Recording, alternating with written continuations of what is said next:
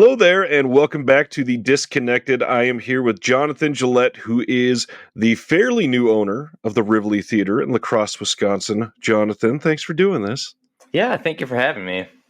I guess we should probably start with how your life changed last year. Why don't you tell us about that?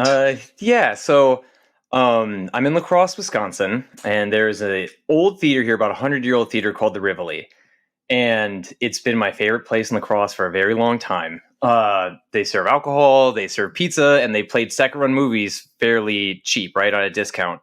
So I moved back to La Crosse in 2016 from the East Coast, and last year I was kind of sniffing around to start a theater somewhere or see where the theaters in town were at.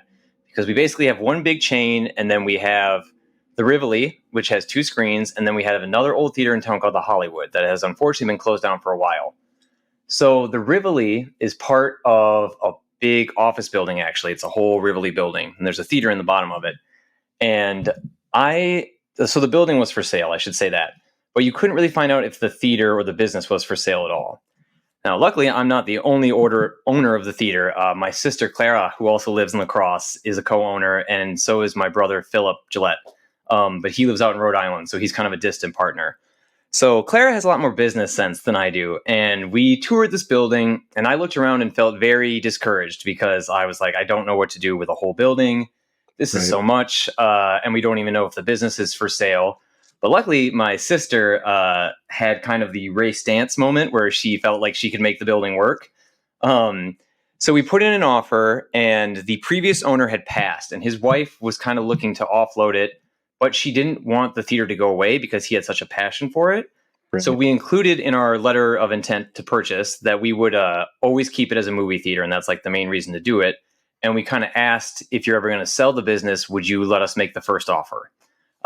And she got right back to us and said, I've kind of been waiting, like the business is for sale, but I've been waiting to hear from somebody who's going to tell me this, because all of the other plans involved gutting the theater and turning it into an underground parking garage. So luckily we prevented that from happening, especially because back in 2016 when I moved to La Crosse, I said if the Rivoli closes, I'm probably going to jump off one of these bridges because I don't know where else I'm going to go see movies in town other than the big theater, which has its perks, but like it's not as much fun, it doesn't have personality. Right. So yeah, that's how my life changed. And then last June, the purchase went through, and my sister, my brother, and I got to work pretty fast, making some light upgrades to the lobby and some other stuff, and then kind of changing up the programming and really just trying to get people's attention. And we've done a lot to open the doors up to groups in town. So like, for instance, this weekend we have a thing called the Crosse Adventure Films, which is basically a lot of guys. I always end up missing it, and I feel bad. But it's a lot of guys who go out and they shoot their own GoPro footage. They shoot extreme stunts. They shoot all their sports stuff. And then they come and play it in the theater. And they bring like 250 people every single time. It's great. And this week, actually, they're doing their first film fest. So they have the theater booked for 2 nights. And the first night is like even more amateur, like kids are going to play their videos there too. Oh, so sweet. Yeah, my life changed pretty rapidly. But in a weird way, it also didn't, because all I ever did was talk about movies anyway. And I said to my friends, like, I'm sorry that all I do now is invite you to the Rivoli. I hope you guys know that, like, this business isn't a huge money maker for us. And they said, all I ever did was invite them to the Rivoli anyway. So they didn't really seem to mind that, their lives didn't change. I'm still being like, hey, guys, let's go see another movie at the Rivoli. Right. Mm-hmm. I should say, though, that the business has been doing pretty well this past year.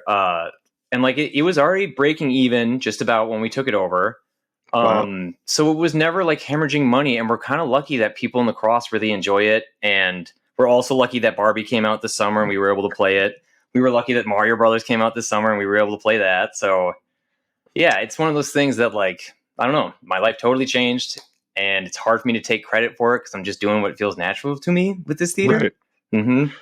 Well, I mean, there's lots of reasons to have this discussion, and I'm eager to dive into all of them. For many people that watch my stuff, the dream is to set up in some old theater and just play whatever your heart pleases and relive the life-changing memories that you had as a child. Try to try to bring about those wonderful like Frisian moments where you're watching a movie and your body goes numb and you start to get goosebumps because you get that magical feeling again.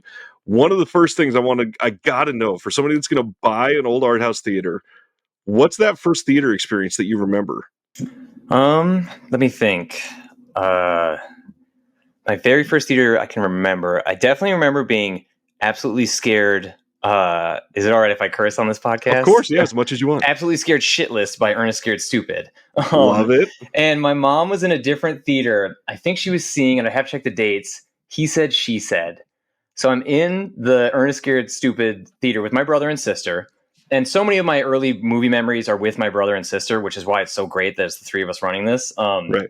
So I had to run between the two theaters, and the ushers ended up waiting outside Ernest Scared Stupid for me because my brother would no longer take me to the other theater. And they knew I was coming out, and they had to take me straight to my mom. But then my mom didn't want me in her movie either because it was R-rated. So that was one of the first ones. And then I remember, this is not like I got to see it, and I don't actually remember seeing it. But I remember trying to see Home Alone, and it was sold out. And it blew my mind that a movie could be sold out. Like, there were no tickets left. Right. And I feel like I was probably pretty upset, but I was only about 5 when that movie came out, most likely. So that's one of my first memories of like getting to a theater and being in the lobby and kind of like seeing all the stuff going on. Those would probably be the two biggest that I really remember as far as early. And then I have millions after that or hundreds after that. But so what is some of the first, monumental times that made you go, damn, this really is a magical experience and so much better than watching it on a, fuzzy little CRT TV. Well, my stepdad took me to see Die Hard with a Vengeance when I was 9. And that definitely blew my mind on a level of, well, like, I know I shouldn't be seeing this, but this is so much fun. So much more fun than everything else I've been seeing. So that kind of that didn't make me feel the theatrical experience necessarily, but Bruce Willis and Die Hard movies really got me into movies a lot. And then it really was like horror movies. I'm trying to think of some early ones that I saw, horror movies that were just the best. This is one that I don't know if it's early or not, but it was one of those like, oh my God, and actually now that I think about it, it's what I do at the theater. I managed to trick a bunch of my friends' girlfriends into going to see Cabin Fever with us when it first came out. And like, basically because of Halo, I had crossover in my friend groups, right? Where there was like jocks and nerds and everybody in my school was pretty cool with each other. But these guys had like preppy girlfriends and they all knew me because they grew up with me and they all kind of knew horror movies and stuff. And Cabin Fever was brand new. And everybody didn't have anything to do that night. And so I managed to convince them to invite all their girlfriends to come. And I knew it was going to be a nasty movie because my brother Philip had seen it the night before and called me up and been like, you will love this movie. You have to go see it as soon as possible. Nice. And that one was super fun. And like during certain notorious scenes in that movie, when everybody was losing it, it was like, oh, I really like watching other people react to this stuff. This is more fun than being at home alone and watching it. And then I think like the really big, and then I'd say like my next landmark, I love big screen theatrical experiences for any kind of movie, was when I was older. I was like 27 or so. And I went and saw Barry Lyndon in New York in a big theater. And I got to go by myself, which made it extra fun. And that was one, like, I knew I liked movies in theaters more than movies at home. And I knew I liked going to see repertory screenings of things. But that was when it really clicked where it's like, oh, every movie should be seen like this. This Barry Lyndon, I had given it tons of shots in the past, and I just wasn't mature enough for it. It was too young. It wasn't The Shining. So I'm like, why am I watching this Kubrick movie? Right. And that one really blew my mind and like is something I think about a lot, I think. Interesting. That's a good pick. Not enough people talk about Barry Lyndon nowadays, for sure. No. And it's one that like I hesitate to show to people at home because I want to wait and see if we can play it at the Rivoli someday and like do it the proper way. Same with Sorcerer. I've still never seen Sorcerer in a theater. And that's one that I haven't shown that many friends yet at home just because I'm like, other than people who've seen it already or like my other big nerd friends in town. But the layman, I would rather have them see it in a major theater or on a big screen. Well, I really want to dive into one thing that you said already, and I'm sure this is going to be a big question for a lot of people watching this, is if they had the ability to purchase a theater, is it even a wise move? And you've already said this last year has been pretty decent, but yet from every other angle, all we're hearing is doomsday. All we're hearing is that the theater experience is dead or dying, that nobody's going to the theater. How are you breaking even when AMC is struggling to put anybody in a seat? I mean, the very blunt truth is alcohol sales. Yep. If your theater can sell alcohol, you've got a good bottom line. It's solid there. So we only do 5 o'clock and 7 o'clock showings. And because of the Wisconsin law, no outside entity can determine our ticket prices. So we can discount new movies very cheap. Like we were playing Barbie for $8 most of the summer. Granted, that $8 we have, our seats aren't as comfortable. Our sound isn't quite as good. All these other things that you're not going to get at Marcus Cinemas is the other big one around here. So Marcus Cinemas. But having just been at this conference in California, there's a group called NATO that I had no idea existed before this. It's called National Association of Theater Owners. And anybody who's interested in owning a theater, buying one, should really go look them up because they have a lot of good resources for people who are even curious about it. But at this conference, I didn't get a sense of fear from the independent theater owners. I got it more from the chains, or there was a little bit more hubbub in the room. Theater owners, the smaller theater owners, I mean, obviously there's worry because it's not a solid business, and you got to have a lot of passion. Like you got to really love it, and you got to really want people to come there.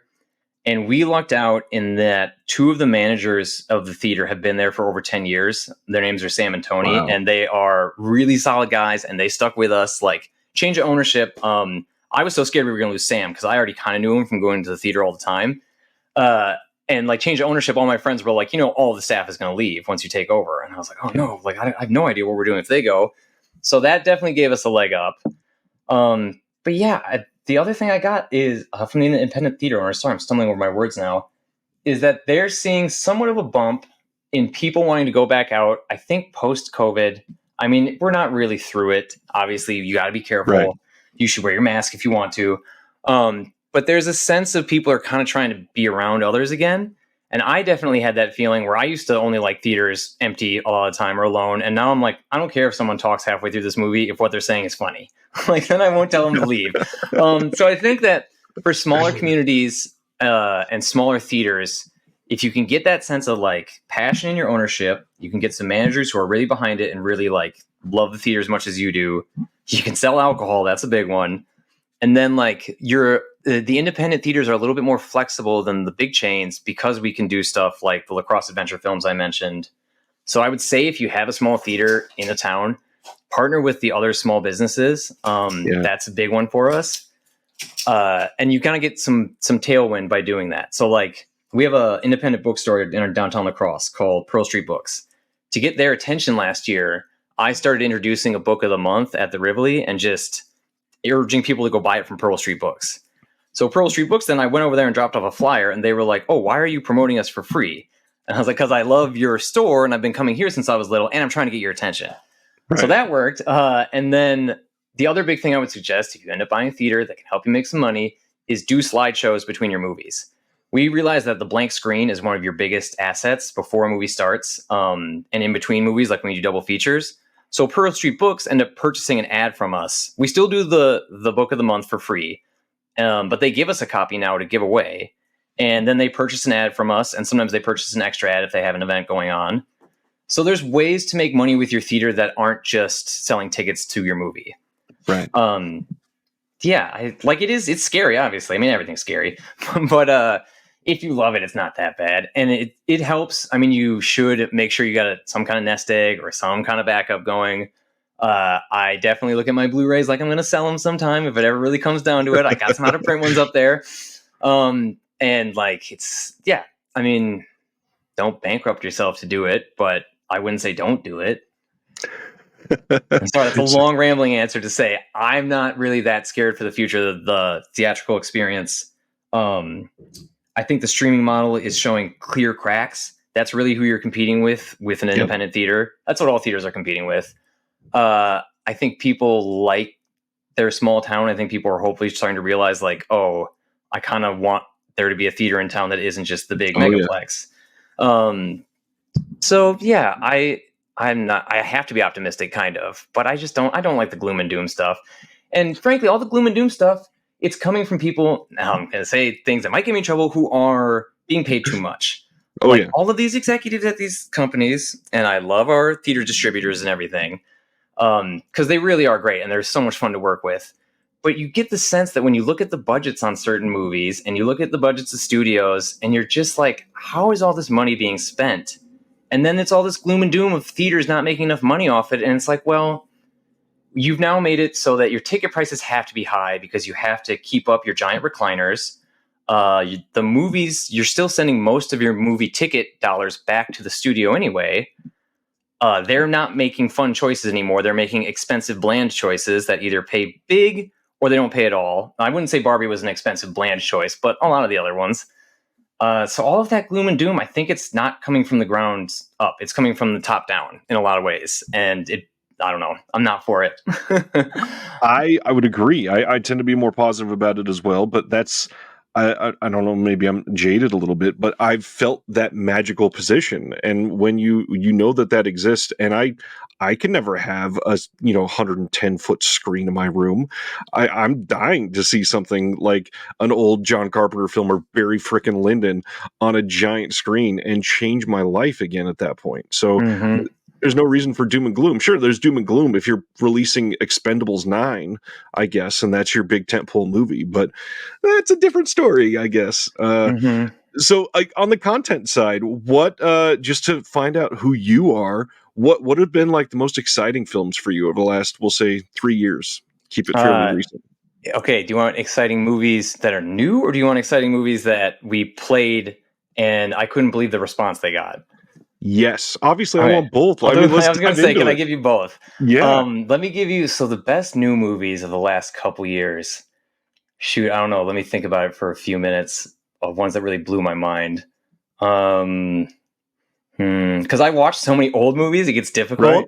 And like, I mean, if my siblings listen to this, they'll laugh because I'm going to say the magic words. I watched about 30 Charles Bronson movies in a year. Magic words being Charles Bronson.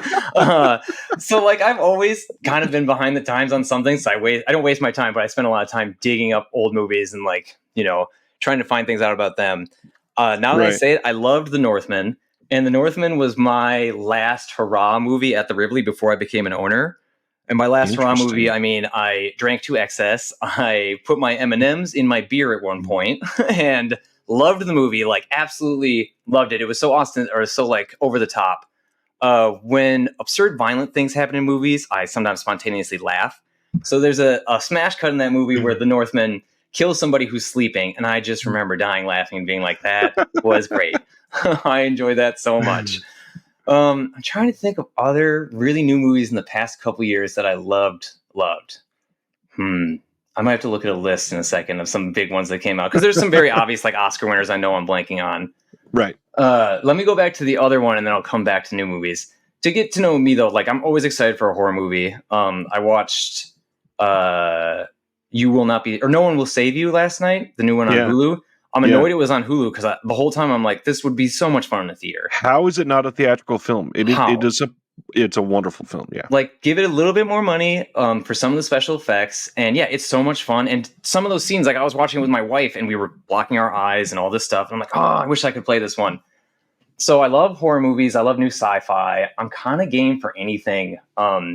A lot thanks to my older brother, Philip, who basically just cultured the hell out of me with movies when I was young or like wouldn't allow me to have bad taste. He was giving me Tom Waits in like 6th grade and being like, please play this instead of Limp Bizkit in your house or in your room. And I didn't for at least 5 years. And then when I did, I was like, oh, wow, Phil, this is really good.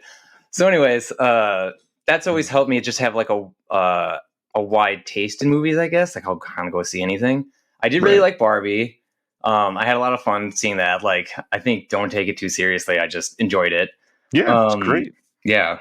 And then I watched a lot of kid stuff because I got kids. So I enjoyed the new Turtles movie a lot. I find that everybody who doesn't have kids didn't like the new Turtles, and everybody who does have kids likes the new Turtles. I guess that's just how it goes. And then I haven't seen some of his latest stuff, but I'm a big, dumb fan of Nicholas Winding Refn's films. So Only God Forgives is one that I skipped in theaters, and I'm still kicking myself because I love that movie. Yeah.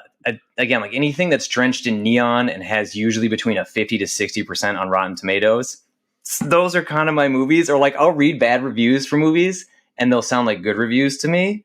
Yeah. Like Only God Forgives has one or two that were just about how nihilistic and violent and filled with dread it is. And I was like, oh my God, just this about to sounds say great. that. Yeah, I gotta see this one.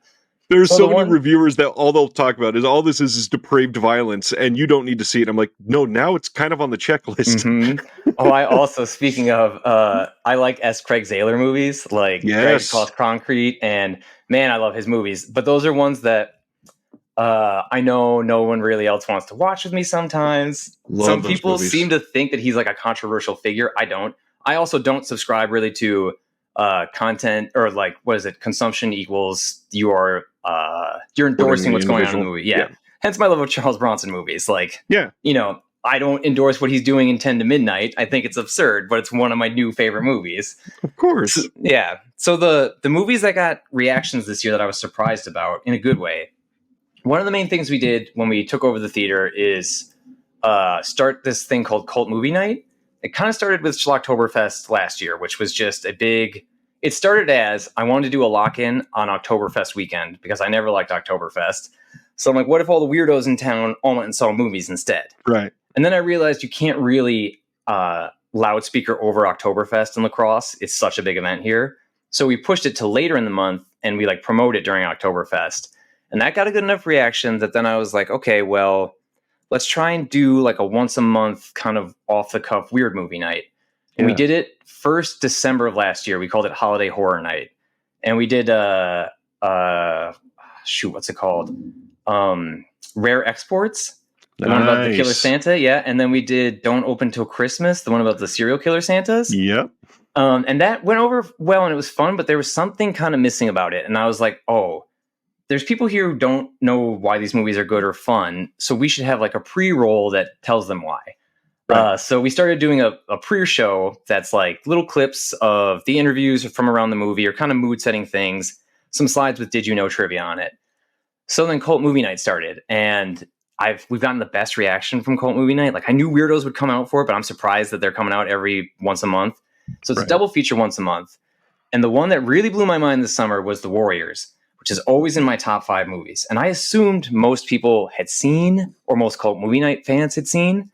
We played it with the Road Warrior, and the movie starts, and the Warriors played second. And I like ran up to the booth to turn up the sound, because on older movies, we always got to monkey with the sound a little bit. Ran back down and sat down, and I was kind of like giggling to myself in my seat at some of the lines like I knew, but it was dead silent in the theater. So then it continues to be dead silent, and I'm like, oh no, like people are hating this. Right. And then after a minute, it clicked with me. I'm like, oh, they love it, and no one in here has seen it really. And then I got goosebumps for sure. I get goosebumps even talking about it. Like the moment when I was like, oh, wait a second, I'm in a room with like at least 70% of the people in here have not seen this movie. And afterwards, it turned out that they hadn't. A lot of people, when I was talking to them on their way out, and they were just like, oh, thank you for playing this. It's always been on my list, but I've never made an excuse to watch it. Wow. Yeah. And I was like, man, I'm so envious, because I watched this one on a VHS on a 12-inch TV the first time, and you got to come and see it like here for the first time with a bunch of your friends after the Road Warrior. So that one got a huge reaction. The other one that surprised me was Big Trouble in Little China. So we made that our 420 movie. And we're always going to make our 420 movie not like a stoner movie. Like this year, I'm really hoping we can get Roadhouse. Nice. But like something that would be like, you know, it's the kind of movie you would get stoned or drunk and watch, but it's not about weed, because a lot of those weed comedies, they aren't really what you want to watch anyways. Right. We kind of looked out for the weather, so we played that on April 20th. Our main theater can hold up to 250 people if it's full. And then our screening room is like a 50-seater. So all week we were kind of deciding, well, do we want to put Big Trouble in Little China in the big theater and the little theater to see how the ticket sales go? And we're like, well, let's just put it in the big theater. And at the beginning of the day, we had about 30 tickets sold. And luckily it was raining that day. And by the end of the day, I think about 150 people came out for Big Trouble in Little China, which absolutely blew my mind, because I did not see that one coming. We still can't figure out why that one did so well. I think it's a combination of factors. 420 is kind of a holiday, right? Yeah. People are looking for something to do, especially go to a movie. It was raining, so that helps us. We hadn't played any John Carpenter since taking over yet. And that movie's PG-13. So I saw, which also made me super happy, a lot of like 12-year-olds and their dads. Or like guys, you know, about our age now, and their kids are 12 or 13. Yep. And they were like, they loved it, and they all like applauded and had a great time. So that was a really big one. And I think I'll just stay on the Cult Movie Nights. I'm sure I could find another time in the past year where a new movie did that for me. Actually, wait, can I give you two? Always, yeah. I got two. Keep it going. These are great. So at the beginning of Cult Movie Night, we wanted to make it like more than just 70s and 80s and like horror and sci-fi. We've since learned that's kind of what the audience wants. But we also did like a Western month where we did Quick and the Dead and Desperado. So we'll still do action and stuff like that. And the first one we did was Cyborg and Nemesis. So the second one we did was like a little bit more, I guess, cult classic, like highfalutin. And we did Harold and Maude, and we couldn't get the Heartbreak Kid, so we did Shampoo. Oh, nice. Okay. Yeah, which is fun. And like it went well. And I think what we'll do from now on is a movie like Harold and Maude, we'll just do like a Cult Movie Night Presents, because it's kind of hard to double feature. Like, let's say, have you ever seen With Nail and I? Of course, yeah. Yeah, that's one of my wife's favorite movies, and I'm dying to play it at the theater. But like With Nail and I, what do you play that with? It's not really like a Cult Movie Night kind of vibe. Like we're partying with our friends on a Saturday night. So Harold and Maude, though, I had seen it 3 times previously. Enjoyed it. It never really clicked with me. Whatever. It was in the small room with about 50 people, and the small room has much better sound, and it's like you're really locked in. It's kind of like if you were in like a billionaire's basement and he had like a small theater, maybe like a millionaire's basement, not a billionaire's basement. Right. So everybody in the theater was so into it, and you could just feel how much they all loved it. And like I actually paid close attention. Some of the shots of Harold and Maude like walking through the poppy fields, or they're walking through a field of grass on a TV, not that impressive. I mean, it's cool. Right. On a big screen, I was like, I feel as though my entire view is filled with this green, and it looks amazing. It's overwhelming. Yeah, it was overwhelming. And so that's one where it was like Harold and Maude, I had like fought to make it feel something for this movie other than, yeah, it's good. And now I do, because of that one experience with these other 50 people. And it's a lot, I think, because there were so many people, it's their favorite movie of all time were in the room. Right. And they were all being like quiet during it. They weren't like talking over it or anything. So then the last one is like on the opposite scale. Harold and Maude, emotions, all these things. We played The Toxic Avenger in June. And this is when I thought I was going to get in trouble. It's the first time I ever thought that like, maybe somebody's going to complain, because I'm waiting for somebody to start complaining about some of the movies we're playing. Right. And like starting The Toxic Avenger. So we played it with The Crow. It was a cult movie night choice. We were doing superheroes. And The Crow got a really big response. And that was one too that I actually didn't see The Crow when I was a kid. And all my friends were like, how did you not see The Crow? You love Nine Inch Nails and you were black all the time. So I finally saw it when I was like in my 20s and liked it. And then we were doing superheroes. And The Crow, I love how much people love that movie. And I get it now. I'd seen it on TV. That's one in theaters was much better. Brandon Lee, it's so sad that he couldn't even complete the film too, because you feel it once he doesn't have as many lines. He's so good at basically being a scary Batman. Yeah. But then Toxic Avenger, I felt like a roller coaster was starting when the movie started, because I was like, oh man, this is either going to go over really well or half this theater's about to walk out. And there were parts in the movie where my wife was like texting me, like, you're going to get in trouble for this, because she was in the theater too. And she knew it, like she'd seen it before. And later on, she's like, I was like, don't try and text me these things. They're going to make me feel bad at the movie we're playing. She's like, I know, I just get nervous. You're going to get in trouble. So the movie starts, and I knew we had to get through the part where they run over the kid. And then I felt like we were in the clear. If the audience got through that and the dog that's it. Yeah. That's it. And then we're good. Like the rest of the movie never gets as shocking as that. We got through it, and there were these guys in the back who were like 19 or 20. And when the movie ended, they started like cheering like they were at a concert. They'd never seen it before. They'd never seen a single Trauma movie before. Their dad is a bass player in one of my best friend's bands, and he like has got all these young guys to come to Cult Movie Night a bunch. And when they started cheering like that, I got goosebumps, because I was like, oh my god, it fucking worked. Like we pulled it off. Yeah. And then it made me even feel better. A couple weeks later, we were working at a campus event and just telling people about the theater. This guy came up to me, who's a regular. I'd seen him there before, and he was like, I went and saw a Toxic Avenger with my sister. And I was like, oh, okay. And he's like, about 20 minutes in, she asked me if it was a porno. And then I was like, oh, no. And then he's like, yeah, and about 40 minutes in, she asked me if it was a porno again. And I was like, and this guy goes, I said to her, if this is a porno, it's the least sexy porno ever made. And then he's like, oh, and my sister laughed, and like we had a great time. Like she thought it was funny. So at first I was like, oh no. But it turned out that they had a good night anyway. So those would be the 4 big like Cult Movie Night moments I'd say I'd have in the last year. We are kin, at least. This is always within arm's reach at the moment. Yeah. I'm excited for the new one. I was a little nervous, but once I looked at the creative team behind it, and like it's getting good reviews so far, I think it'll be all right. It's never going to be like the original. I mean, the original, that's one that blew my mind about movies in a different kind of way.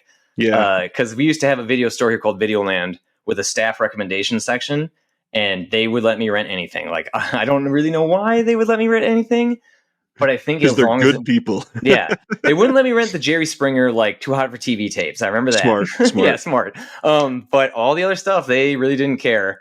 So yeah, I remember renting Toxic Avenger in middle school and being like, "Oh man, this is a fantastic movie." And then I went on a spree where all I watched was trauma movies for about 5 years.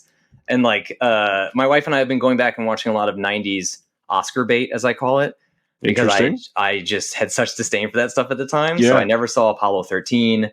Saving Private Ryan. I've never seen Schindler's List. I've never seen like a lot of this stuff because I was too busy being really hardcore watching trauma movies. I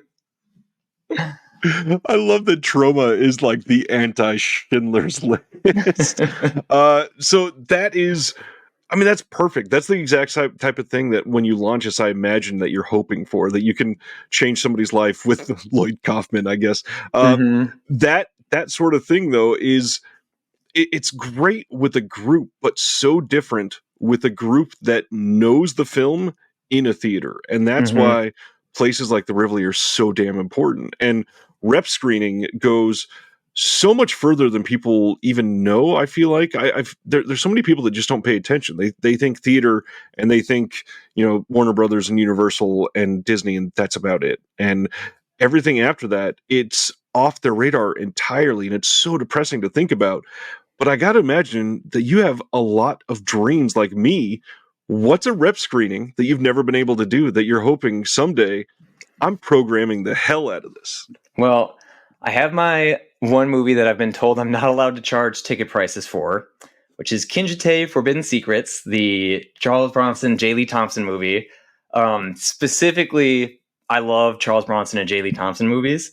So that's like my devil horn face. I can't wait to play these movies, specifically 10 to Midnight and Kinjite. Like, I've been dying to play those. On the other side of it, Sorcerer is a big one. And now that Friedkin passed, like, we're attempting to do a Friedkin series. So we're playing The Exorcist later this month.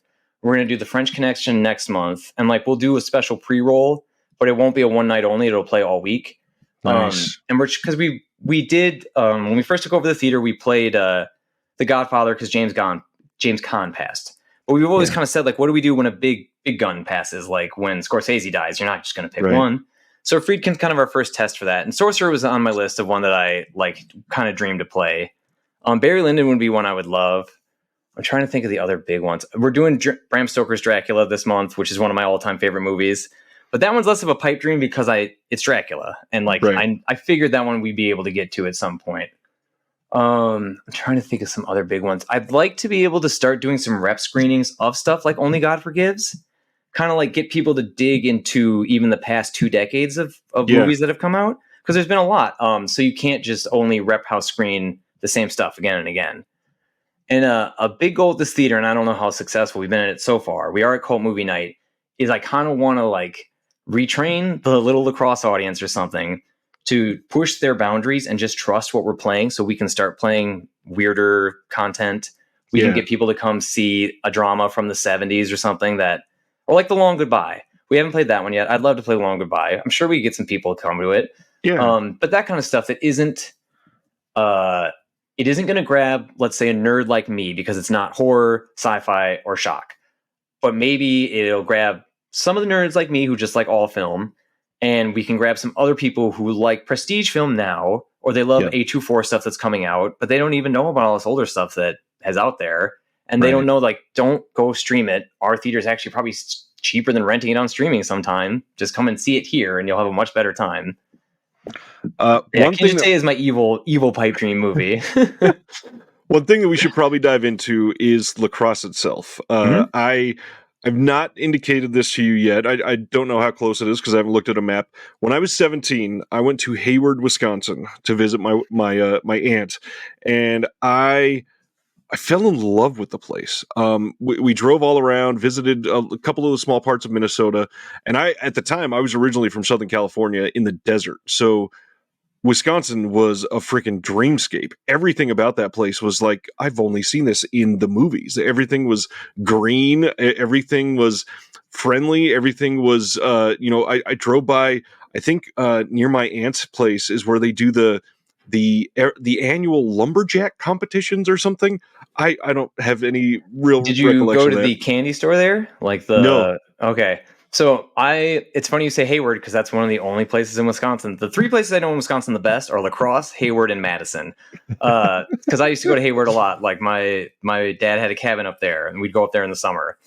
But yeah, so you've been to Hayward. It's magical. I love that place. But I've never been to La Crosse, so I'd love to hear what the community is. How close is your finger to the overall sense of what they like, and what are you envisioning for their future? Well, so La Crosse is a town of just about 52,000. And we are in southwestern Wisconsin, right on the Mississippi and right on the border to Minnesota. So it makes us a little different than some Wisconsin towns because we're right on the Mississippi. So we're very much a river town. Yeah. And definitely a drinking culture in La Crosse, which has its pros and cons. Obviously, if you own a theater that serves alcohol and you drink alcohol, it's a pro a lot of the time. And the community, it's good. It's a good mix. Like we're kind of a little bit of a liberal enclave, right? But not so much that I would ever describe La Crosse as a bubble. Right. And I, having lived in New York and Madison, I would describe those as being bubble-like. And our community, I mean, we have a lot of Hmong people in town who I wish would come to the theater more. I got to reach out to them somehow. Hmong people, if you're not familiar, come from Southeast Asia. They were basically displaced by the Vietnam War, and a lot of them got moved to the Midwest, is the long and short of it. Yep. So that's always been part of our culture here. And as far as what I envision for them for the future, I mean, our downtown right now has a lot of good energy because there's a lot of young owners who are taking over smaller businesses. And I'm now one of them. And so there was kind of an old guard, and there still sort of is, who really didn't want to work with each other on, like, for example, there's a coffee shop up the street. When we do movie marathons, I buy big jugs of their iced coffee, and then we sell it and serve it and like re-promote them. Nice. But there was kind of a little bit of a closed off sense of like, well, what is this really going to do for me? And that seems to have loosened, at least from people that I'm talking to. And yeah, I'm just envisioning hopefully a revitalization of the downtown. We're seeing a little bit of a population influx, which is nice, which is why I wanted the theater to stay, because you got to give people reasons to go downtown. Exactly. Like we have a couple good music venues, and we have a lot of bars. We have some good restaurants, but like nothing else to do downtown really. So I wanted that theater to stay there. As far as what I envision for their future, just coming to see more of my movies. Yeah. No, I mean, yeah, I would love it if they did, obviously. And one big thing is our theater currently is not very well heated in the winter, but this winter is going to be the last cold winter. So next winter is going to be great. What they like to see, it's interesting because I can get a weird read on some movies if people have just heard of them. Like you and I, we assume everybody has heard of a lot of movies that are coming out. But that just isn't the truth. So that's like my movie brain bubble. But for example, Super Mario, I had a sense would be really big because every parent outside my kid's school was asking me if we were going to play it. And luckily we could. So the only company that we can't do new movies with currently is Disney. And I can explain why later. Basically, well, I'll explain why now. Disney makes you choose if you want to play their new movies or if you want to choose from their repertory catalog. Because they have purchased so many other studios, their repertory catalog was far more appetizing to us than their new releases. And it means that we have to sacrifice Marvel and Star Wars. However, we can get those movies like about 6 months after they come out if we want to. Right. So Mario, I knew we could get right away because it wasn't Disney. And Barbie was the same thing, where Barbie, like really early on, and I remember having a discussion with friends and then being like, who is this for? Who do you think is going to come see this? Yep. And I was like, hopefully every single woman in town who's asked me, because every single woman in town asked me, are you getting the Barbie movie? And like, I luckily get to talk to a lot of women because I'm dropping off flyers and stuff downtown, and I try and listen to what they say. Another one that got a weird good reaction was the movie Smoking Causes Coughing. The French, like Quentin, I can't pronounce his last name. Quentin Dupieux, yeah. Yeah, Dupieux movie. Because I'd seen Robert. I love Robert. I love his other movies. I love his music. And we were doing superheroes, and we couldn't play Guardians. So we had the Spider-Verse movie, and then this was kind of my like, well, here's our superhero content. We're going to play this French one. And I'm thinking of this because one of the women at the bookstore was at the screening of Smoking Causes Coughing that I was at, and like it was getting really big laughs. And she was saying, can you play more stuff like that? Like more foreign films or like really oddball, Nice. one night only type stuff. So from younger people, like I'm 38, so I hear from parents what movies they want to see. Older folks, they're still kind of a tough nut to crack. Like Barbie, they started asking me about once everybody else was kind of talking about it. And then younger than me, we get people who ask, like, just play everything A24 does, which I would love to. But because we only have 2 screenings and like the realities of some of our audience not coming to see an A24 movie often enough for us to play it that much, we kind of got to wait on those sometimes until the terms change and we can be a little bit looser with how often we play it. So like we didn't play Beau is Afraid. I personally am not the biggest Ari Aster fan, but I would love to always play his movies because they're interesting. So come January, we'll do like a year in review of last year, and I'll pick a day and play that one twice probably just because it's super long, and really try and be like, hey, if you didn't get to see this in town, I'm going to go see it at our theater that day. We did that with RRR last year too, and that was really fun. Like got a big reaction in January. So the audience, like, I think that they're there. It's just hard to get them out of the house sometimes. I mean, that's how it is everywhere. Babysitters are a thing. Everybody's got kids. Everybody knows things are coming on streaming fairly soon. But I feel like we're on an upswing, or hopefully we're on an upswing. It just takes a lot of constant pushing. And like people really notice in a small town if the owner cares about the business and is like out in front of it. Right. So I had to make some pretty big jumps in how I feel, how comfortable I am being in front of people and being in front of a camera and everything. Because my siblings said I have to do all of the promo. Like my sister Clara handles so much of the business side of it. It's only fair that when we have to do a silly news report, I should be the one in front of the camera. Then I should be the one like talking to the Cult Movie Night crowd and stuff. And I still haven't started doing it. I should probably get up and say thank you to people before the movie starts at Cult Movie Night. But that's given me, in a lot of good ways, a better insight into what lacrosse is like, because I'm much looser talking to people now. To the point where I moved back 3 years before my sister did. But people thought I moved back after her because until this, I stayed home. I hung out with my friends. I didn't really try and watch movies, had kids, didn't really try and push myself out there much. And now that I have, I get a sense that lacrosse is like, it's kind of like the independent movie business. Everybody is optimistic, but everybody's kind of like still gripping, like, optimistic, but you got to keep your hands on the controls or else things could slide very easily. You could start getting lazy with the care we're putting into the theater, or like we do a lot of decorating, a lot of stuff like that. Like kind of can't take those things for granted sometimes. Well, it's downtown. You kind of got to do that, I'm sure. Mm-hmm. You're talking about the community, all that. I really want to say, and this will only take a quick second. Tom, you have somebody that goes to your theater all the time. Tom's the one that said, I need to talk to Jonathan. Tom is the man. I love you, Tom. Tom is amazing. I got to meet Tom in person about a month ago, and it was fantastic. He came down to Kansas City. Lovely guy. Love that dude. No, can I talk about Tom for a second? Please, yes. I'm going to use Tom as like, he was like a beacon in the darkness at one point. Or not really, but he sort of proved my point. Last year, when we first took over, we sat down, a bunch of us in staff and my sister, and we kind of went through like, what are our target demos? And we took the Cult Movie Night demo was like a big one. And it was kind of like, are there enough guys like basically Jonathan? Like we used me as the example, who will not only come, but they'll come repeatedly and they'll tell their friends to come and they'll like appreciate it. And then there was some night where Tom, like I still do it. Like I'll follow anybody who tags the Rivoli on Instagram and I'll usually like pop in and like your things. And he was doing it consistently. And then I went to his page and I thought I had a good Blu-ray collection. And I was like, and I have friends back in New York who are obsessed with their Blu-rays too. And I would send them Tom's account and be like, this guy's putting all of us to shame. So finally, I just kind of figured out where he was sitting in the theater and introduced myself to him. And he's so much fun to talk to, but he was one of the first like Cult Movie Night customers, regulars that I started talking to, and it went easy and well. So then like, it's like, oh, I can talk to other people here. It's no problem. And he was the exact type of person where I'm like, oh yeah, they're coming out. Like we have people in town who are dying for something else to do. That's the other thing I would say about lacrosse and why I'm happy that I grew up here. So Wisconsin itself, right? We can kind of take 2 steps back to your question about Wisconsin, is beautiful and friendly and awesome and nice. And it has these absolutely brutal, awesome winters. I love the winters here. I think they're intense. I don't like springtime when it's getting muddy and you're tired of it. But I really like the winter here, and I think it gives people in Wisconsin something. Unfortunately, that's something that's sometimes seasonal depression. But a good way to get over it is you go to the movies a lot because there's nothing else to do in town. You stay home, you watch movies, you have time to like pay attention and find out about subcultures. So like we have good metal fans. LaCrosse has always had a goth community. There's always been those kind of kids around. And I'm just so happy that they're still here and that we can do this kind of thing for them, even though some of those kids are now my age, Tom's age, like we're kind of growing up, but we're still here and we're still dying to go do something else.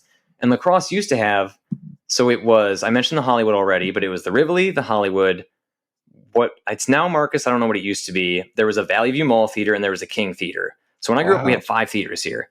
And one of them was downtown and you could sneak into it. And I saw American Psycho there. I saw The Exorcist re-release there. I saw House of a Thousand Corpses there. Some of those I didn't have to sneak in because I just walked behind my brother as he was walking in and just stayed right behind him. But they don't have that anymore. And so they all have streaming and stuff, but it's just, there's too many choices. It's really easy to sit and look at your phone. It's really easy to not watch the whole thing. Yep. And it's harder to find these subcultures, I think, because the internet is so buried in advertisements and trash. And like, it's both really easy to find all the cult movies you want to now online, if you know where to look and you have the drive to do it. But it's kind of impossible to get exposed to that subculture if you're like 15 or 16 and you don't know where to start. Yep. So LaCrosse and Wisconsin in general has always had these little pockets of weirdos. And like, I want to nurture those weirdos. I want to hold them close and give them like fun stuff to do that isn't just sitting at home, isn't just scrolling TikTok. All that stuff. Yeah, exactly. With the mention of the 5 theaters and you going to the Rivoli when you were so much younger, did that create like a personal pressure that you're like, oh my God, if this fails, I'm ruining my childhood in a sense? A little. I mean, there's a little personal pressure. I get my only personal pressure I feel is sometimes I don't like taking credit for it because it feels so natural to me, like what we're doing. Right. There's the pressure of like I'm in charge of a lot of the programming calendar in general and balancing the new movies and the old movies, which is why I kind of don't want the Marcus Cinemas to close because we didn't play Oppenheimer yet because I know we don't have the sound and the screen for it, right? Yeah. Like we would have given our audience kind of a subpar Oppenheimer. So we just chose Barbie and then we had Turtles at the same time, which just kind of fits our brand as a theater better. So like I never really want a Marcus to close. I wouldn't really be killing my childhood if the Rivoli closed because I went to all those theaters. So I love the Rivoli, but I loved the King Theater just as much. The one I was talking to sneaking into. Those were my 2 favorite growing up. And I don't think the Rivoli will close, hopefully. And it was, I'm kind of the worst owner because I walked in there and said nothing could change and it would be perfect. Like I had the Ray Stantz moment of this place is great. We should sleep here. So it's not so much pressure on, I don't think anybody's childhood will be ruined if this place closes down. I think if the Rivoli closes down, LaCrosse has bigger problems downtown than just that theater closing. I would just hate for, I don't know. It's more like I don't want somebody to come and have a really bad time. Like I would hate for somebody to come and get exposed to something and like have a really bad time there. That's the pressure I feel somewhat. Or have someone go and have their kid have a problem and they couldn't solve it and they felt like their kid had a bad time there.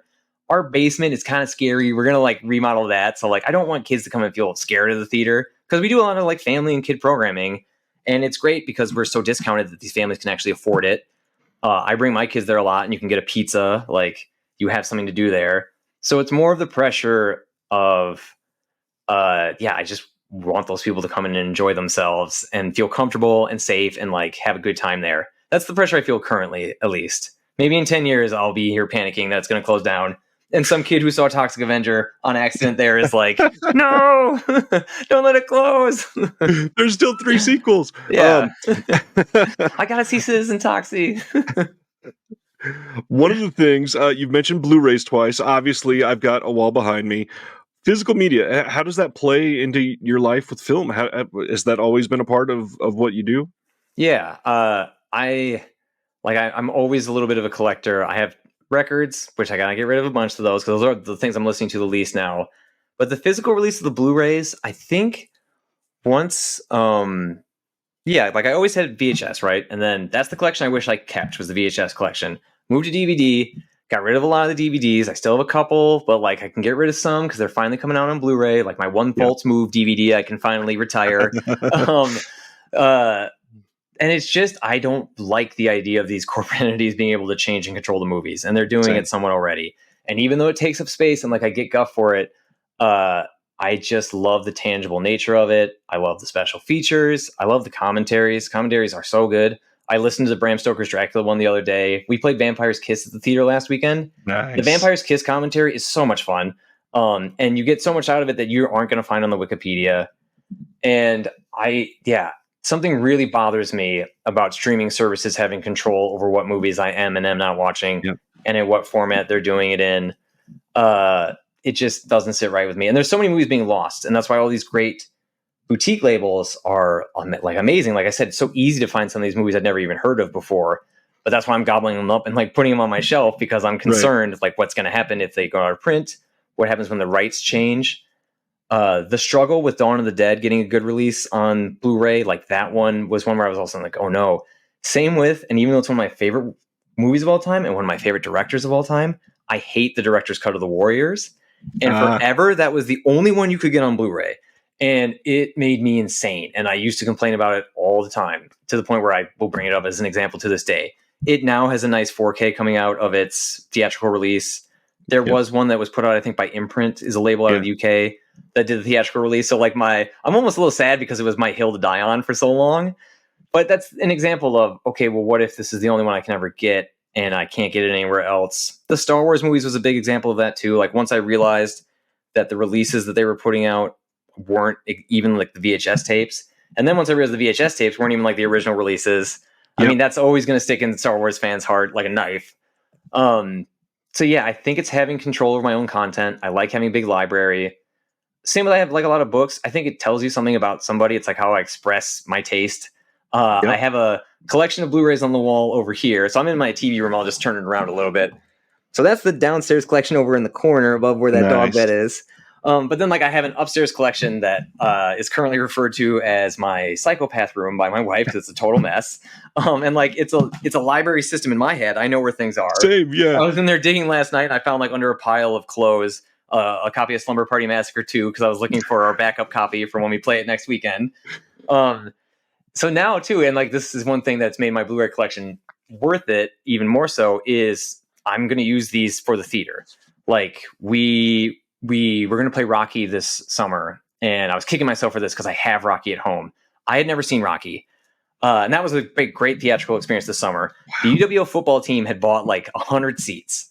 So they're all there. I go down there. I've never seen Rocky. I'm like, I'm about to see it with a bunch of football players. This is going to be fun. And the distributor had sent us the wrong key to unlock the movie, because sometimes it's got a time code on it. Yep. And we had to switch which days we were playing it. And that's where the miscommunication probably came in. So we couldn't unlock the movie to play it. So we had about a half hour, 20 minutes of delay where we're trying to figure out what to do. I couldn't remember if I had Rocky at home or not. And I hadn't driven my car down. I'd ridden my bike. So it was like going to take me about 20 minutes to get home just to look. Luckily, they have like a distributor crisis line or something. We got the key fixed. We played Rocky just fine. I got home and saw it just where Rocky was on my shelf. And I'm like, I have solutions to so many of these problems. Yep. So, like I said, we're doing Schlocktoberfest next weekend. It's happened in the past where we've had drives that have been bad. We've had sound that didn't sync up. We had sound that didn't sync up on The Burning this summer, and I own The Burning. So all I did was we stopped the movie. Somebody like mentioned it.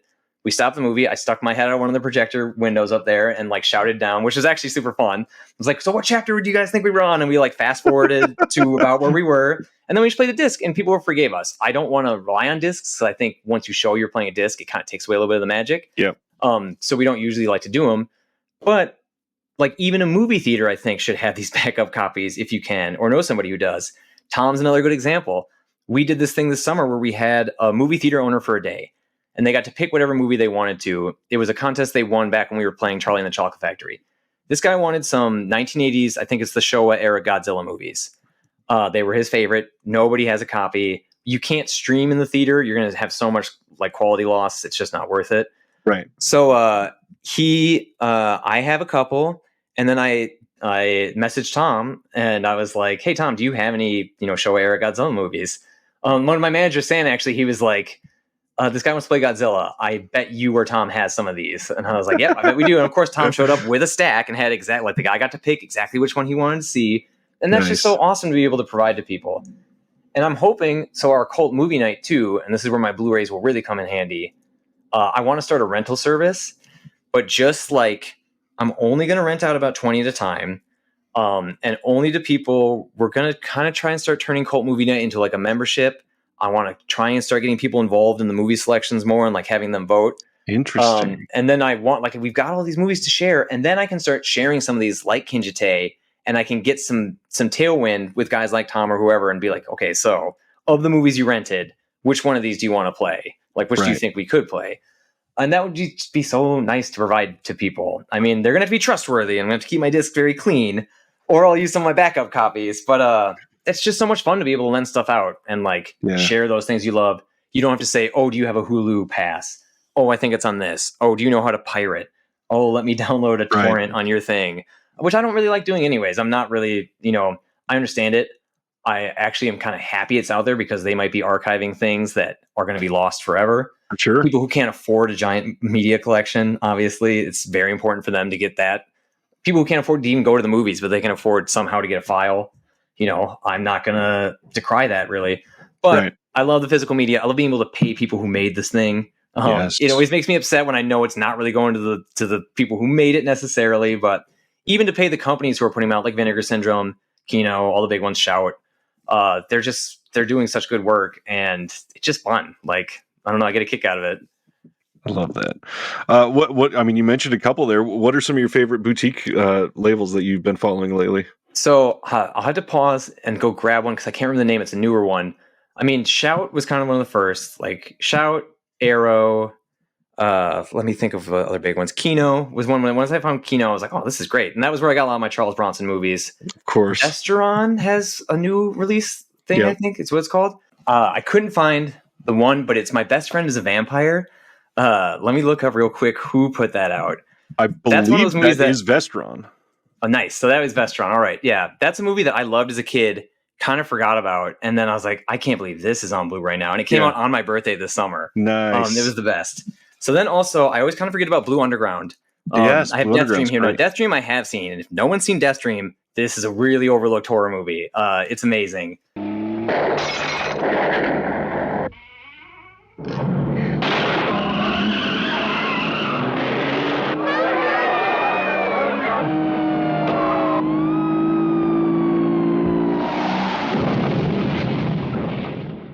So Vestron, they've been putting out really good stuff. And then I just got Severin is the other one I wanted to bring up. So I got Ooh. Dracula versus Frankenstein from Severin. And those are two that recently I've been checking out their catalogs. Like Vinegar Syndrome was the newest until I got into these guys, and then Vestron too. Nice. Yeah, you mentioned Imprint earlier. Imprint is Australia, by the way, not the UK. Okay. They have done so much to like dive into the Paramount catalog, and there's so much that had never had been on Blu-ray. It seems like every month they're putting something out that it's the first time on disc in the world, and it always just mystifies me that some of these have never been anywhere. It's crazy. Mm-hmm. Love that stuff. The other one is MVD Rewind Collection. Yep. Okay, yeah, because they put out Vampire's Kiss recently. They Yes, they re-released did. it, and I love that movie. So I was excited when I got it. I was like, "Oh, here's another label I haven't heard of." Then of course I'm going to have to go dig out what else they've been putting out. And now I think they're up to 53 releases. So good luck. Oh, shit! I'm so far behind. It's okay. I'm sure Tom has many of them. I'm sure he does. Gosh, this has been incredible just to hear about the culture around this theater and what's going on in La Crosse. I hope if anybody's even within a couple hour drive, go check out the Rivoli at least once, if not every cult movie night. There's so much going on. I wish I was closer. Maybe eventually I'll have to stop by. I told Tom I'd try to visit up there eventually anyway. So yeah, well, we have Schlocktoberfest coming up on the 21st. That's like, it was kind of what I referred to as our smoke signal last year for weirdos. And like I said, led us into cult movie night.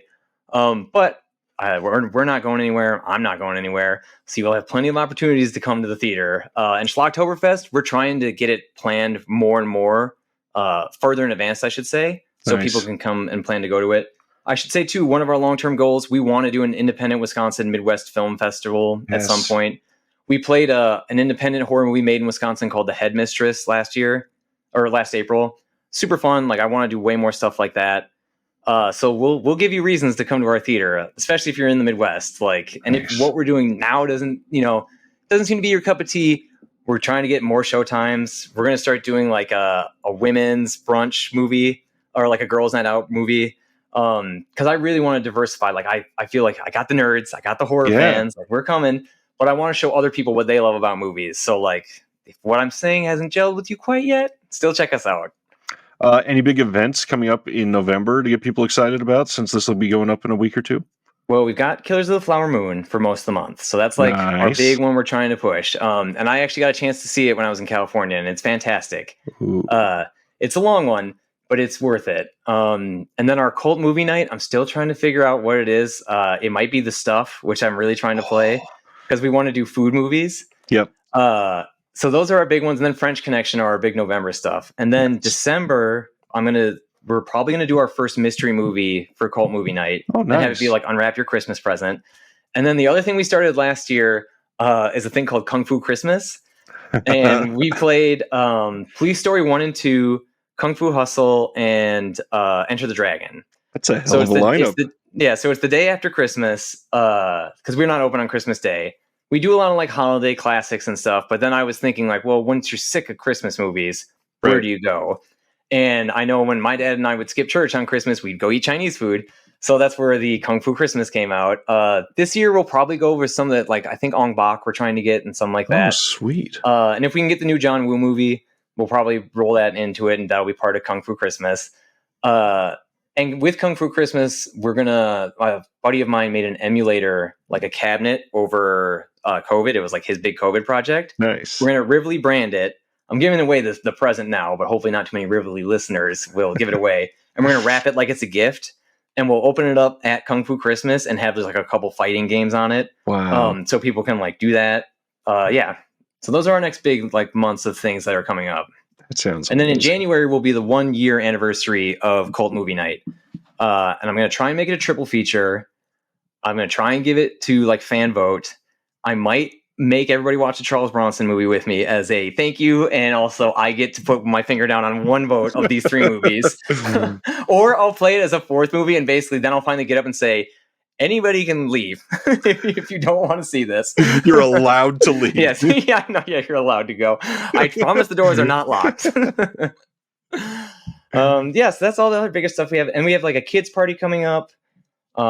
We have a dance festival coming up this weekend. Like there's so many other fun things going on. I'm sometimes so laser focused on the cult movie night stuff that I forget about all these other outside groups that are coming in that my sister and Sam have been setting up.